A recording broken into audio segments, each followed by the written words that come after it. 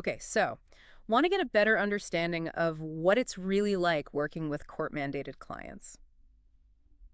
Well, we're doing a deep dive into an interview with Derek Collins.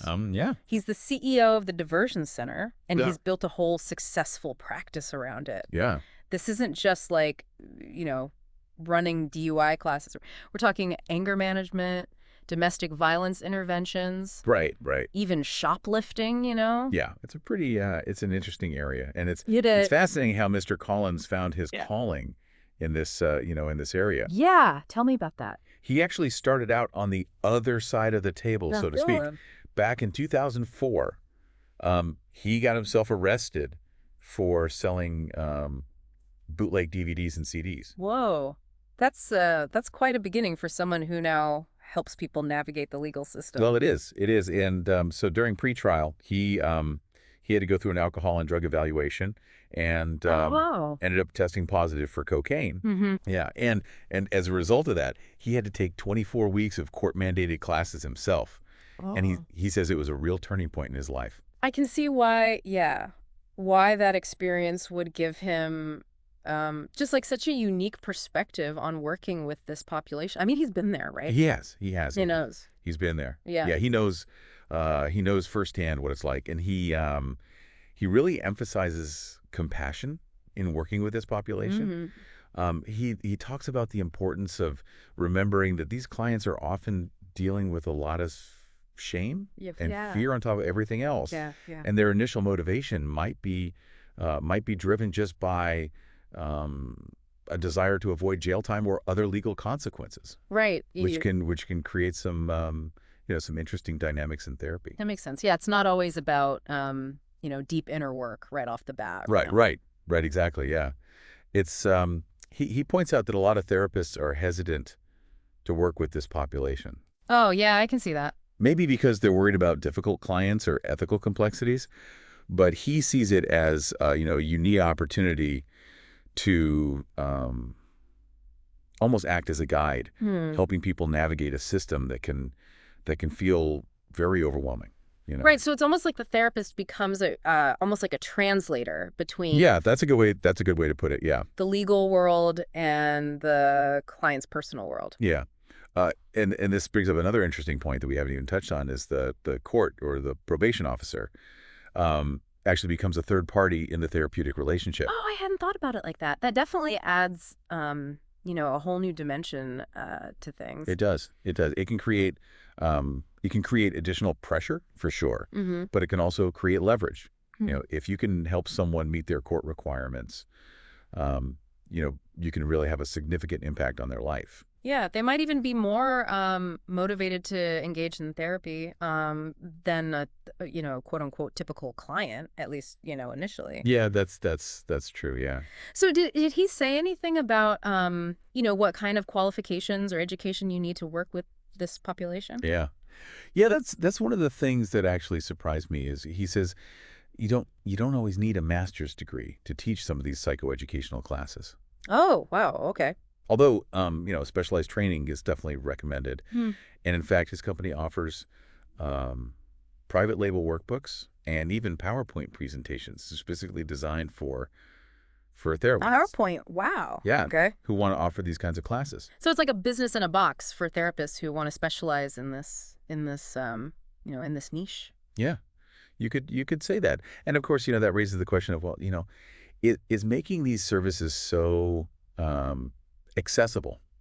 Could it potentially dilute the quality of care? Hmm. You know, Right. Right. It's a delicate balance. it is. It is. Yeah. Yeah, it reminds me of the conversations around, online therapy. Yeah. Increased access is great, but there are always, concerns about maintaining standards and ethical practice. Yeah. Absolutely. Yeah.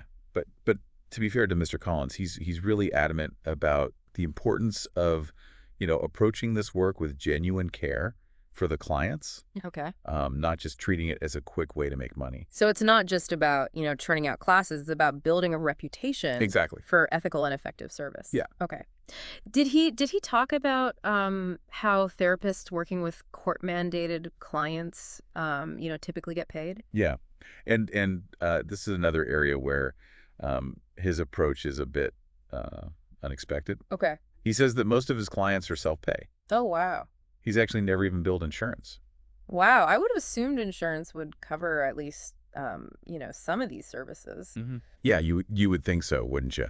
But he explains that people are often willing to pay out of pocket because they're just so motivated to avoid those legal consequences Right, yeah. or regain control of their lives. Yeah, so the stakes are pretty high for these clients. It's not just about, personal growth, it's about their freedom, their Yeah. future. It is. So I imagine that creates a different kind of urgency. It does. Yeah. Yeah. And this points to, the demand for these kinds of services.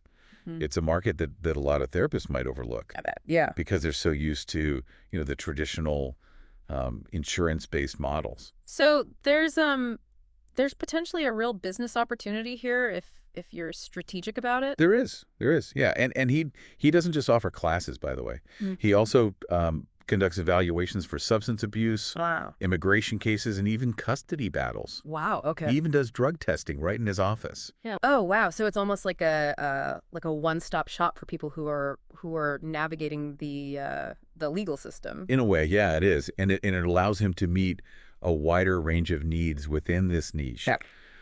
And, it- it's smart business, but it also seems to come from from a genuine desire to help people through, what can be an incredibly challenging experience. Yeah, I can see that. So let's say a therapist is listening to this and thinking, okay, this sounds interesting, but how do I know if it's right for me? Yeah. Did Mr. Collins offer any advice on that? He did. He did. He had some great tips. Oh, wow. He said, first of all, don't just rely on referrals from probation officers. You need to invest in your online presence, especially with a website that's easy to navigate on a phone. Mm-hmm. He even recommends having videos Oh, yeah, that's smart. because that's how so many people consume information these days, right? Yeah. It's true. Even I find myself watching a quick video instead of reading, a long article sometimes. Exactly. And when you're dealing with a population that's already under stress and trying to figure out a complex system, Right. you want to make it as easy as possible for them to find you and understand your services. Yeah. So a strong online presence is crucial. Yes. What else did he recommend? Location. Okay. Location is key, he says. Okay. He's just setting up shop near probation offices or courthouses. Oh, that's really smart. Yeah. Yeah, you're literally meeting them where they are. Exactly. Yeah. Yeah, it's all about visibility and convenience for clients who are already, dealing with a lot. Did he talk about any of the specific challenges of working with this population? He did. He said one of the biggest misconceptions is that all court-mandated clients are going to be difficult or resistant to therapy. Oh, okay. And he says that hasn't been his experience at all. Okay. It's good to know. It's easy to stereotype Yeah. any group of people, right? Especially when you don't have personal experience Right. with them. Yeah. And that's why, it's so valuable to hear from someone like Mr. Collins, Yeah. who's actually doing this work and seeing the positive impact it can have.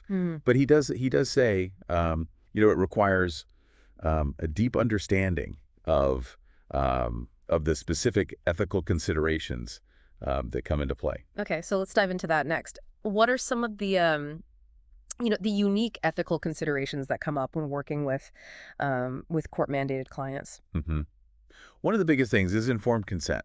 We need to make sure clients really understand the limits of confidentiality, especially when the court's involved. Huh. Oh, yeah, that's tricky. You want to build trust and rapport, right? Yeah. But you also have to be upfront about the fact that you might have to share certain information with the court. Exactly. It's a delicate balance. Yeah. And it's crucial to document everything carefully, including any disclosures you make. So you're protecting yourself legally, but also being transparent with the client. Right.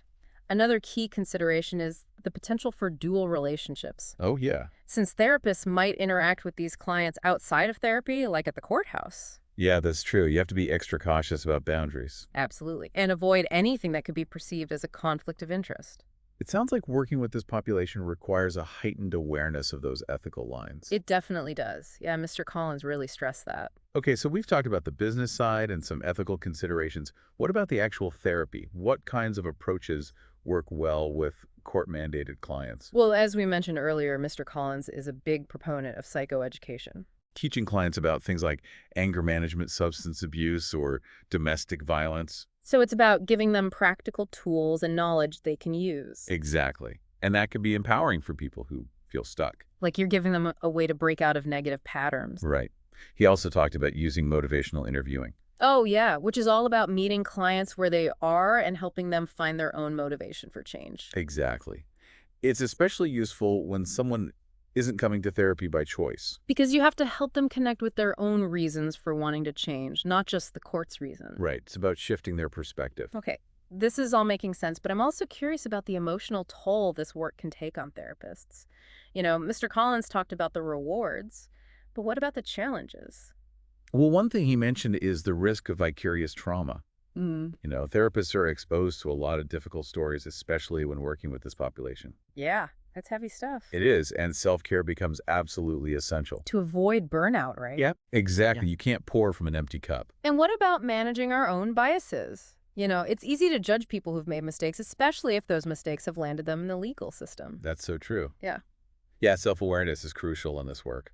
We have to check our judgments at the door and approach each client with compassion. Absolutely. Everyone has a story, and everyone deserves a chance. I love that it reminds me of something Mr. Collins said, find a way or make a way. Yes. It's a call to action. It is, and it makes me think about the bigger picture. We've been talking about helping individuals navigate the system, but what about advocating for change within the system itself? That's a crucial point.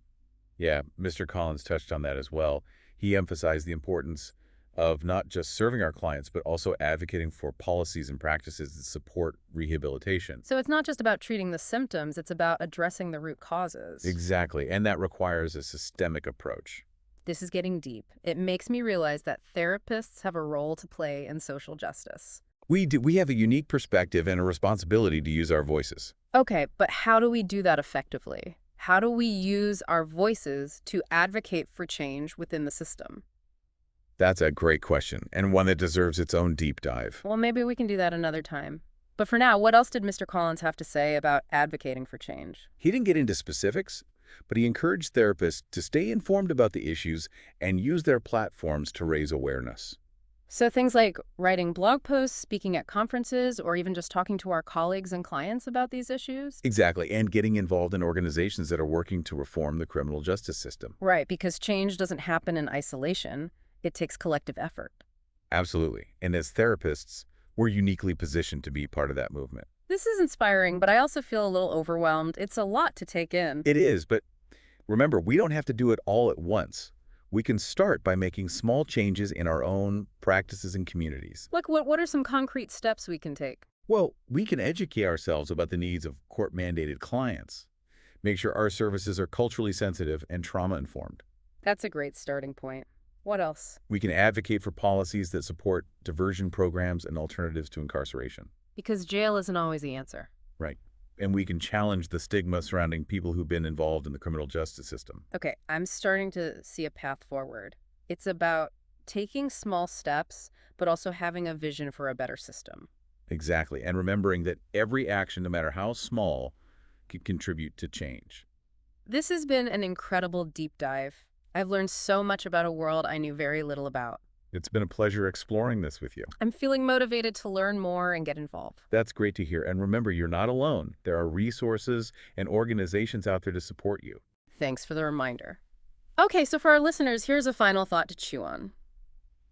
We've talked about helping people who are already in the system. But what about prevention? How can we address the underlying factors that lead people to court-mandated services in the first place? Yeah, that's such an important question. It brings us full circle in a way. We've been talking about what it's like to work with court-mandated clients. Right. But the real goal is to create a society where fewer people need those services in the first place. Right. It's about getting ahead of the curve, so to speak. Exactly. Addressing the root causes instead of just reacting to the symptoms. Exactly. And those root causes are complex. We're talking about things like poverty, Mm-hmm. lack of education, Yeah. and limited access to mental health care. Yeah, issues that go way beyond the scope of any individual therapist. They do. They do. It requires a much broader, systemic approach. So this is where advocacy comes in, working to change the policies and systems that contribute to these problems. Absolutely. Mm. Yeah, we need to advocate for things like early intervention programs, Mm. community-based mental health services, Yeah. affordable housing. Yeah, investing in prevention rather than just punishment. Yes, Mm. and challenging the structures that perpetuate inequality and injustice. Wow, that's a big task. It is, but it starts with recognizing the interconnectedness of all these issues. So let's say a therapist is listening to this and feeling, fired up about advocacy. Okay. Where do they even begin? Well, the first step is education. Yeah. Yeah. Read books, Mm. articles, Yeah. research studies, really understand the complexities of the criminal justice system, the social determinants of health, Yeah. the impact of trauma. So become informed, Okay. basically. Exactly. And then, figure out where your passion lies. Yeah. What aspect of this issue speaks to you the most? Right, because there's so many, different angles. Maybe someone's drawn to, advocating for mental health services in schools, Right. or, someone else might be passionate about, reforming drug laws. Exactly. It's about finding your niche within this larger movement. Okay, so you've identified your passion. What's next? Then it's time to take action. Maybe that means joining an existing organization that's already doing, great work, or maybe it means starting your own initiative. Starting your own initiative. That sounds amazing, but also a little intimidating. It can be, but you don't have to go it alone. Right. There are so many people and resources out there Yeah. who want to support this kind of work. It's about finding your community, your tribe. Exactly, and leveraging your collective power to create real change. This is all so inspiring, but I also have to admit it can feel overwhelming at times. I understand. It's important to acknowledge the emotional weight of this work, and to prioritize self-care. Yeah, therapy, meditation, nature, spending time with loved ones, Yeah. Whatever fills your cup. Exactly, because you can't fight for justice if you're running on empty. That's a good reminder, and it's encouraging to know that even small actions can make a difference. They absolutely can. Writing a letter to your elected officials, volunteering at a local organization. Yeah. Every little bit counts. Wow, this deep dive has really, really opened my eyes. We started by talking about court-mandated services. I know. And we ended up exploring the whole landscape of social justice and Yeah. systemic change. It's all connected. Yes. And it highlights the fact that, therapy isn't just about individual well-being. It's about creating a more just and compassionate world for everyone. So for our listeners, here's a final thought to ponder. Mr. Collins said, find a way or make a way. How can you apply that mindset to not only serving this population, but also advocating for changes that prevent people from ending up in the system in the first place? Thanks for joining us on this deep dive. Until next time, keep learning, keep growing, and keep advocating for a better world.